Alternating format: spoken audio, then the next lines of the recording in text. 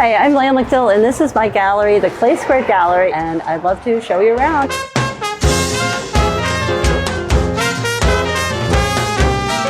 I'm mostly known for my work I do with polymer clay using the technique mille fiori, which means thousand flowers in Italian. And that means I'm actually taking chunks of colored clay and layering it together to make little pictures in the clay, and then squeezing it out until I slice it, and then I've got these little tiny pictures. So then I've got like 20 feet of long strips that I can take those little slices and use them on everything I make. I got into making teapots 20 years ago and made hundreds of teapots. Sometimes it's turning into a bird, sometimes it's like a landscape, sometimes there's getting to be a little bit of a message about the world we live in. They all are functional. As you get closer and closer to my work, usually you think, oh, there's just a whole bunch of little tiny colors. But when you look really close, there's tiny little animals. Like this one actually has little cows on it and little dogs. My very first teapot I ever made was actually a peacock.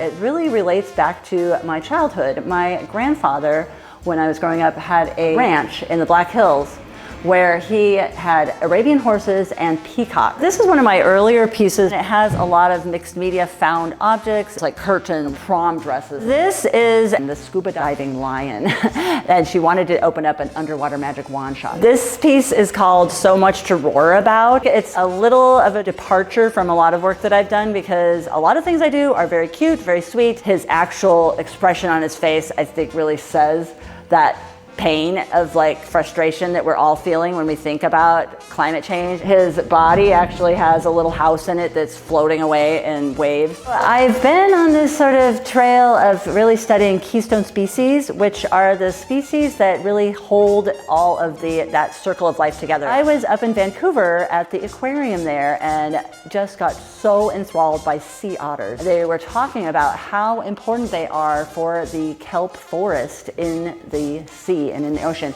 They are like little eating machines and they will eat all of these sea urchins, which helps the kelp forest be able to keep growing, because otherwise the sea urchins will decimate all of the kelp. This one actually has all of its different things that it eats in its belly, even these green crabs, which have been an invasive species. This piece is called Reuse on the Range. I always used to hear the story growing up in Wyoming that, you know, indigenous people would use every part of an animal when they hunted it. So this is all made of found objects. There's a little section about food waste. People can write a little idea of reuse on the Monopoly money and then fold it up and put it in the little cupboard. This is the device monster. He's got screen, you know, to like, we're always sort of like, you know, being blocked from reality sometimes from these screens.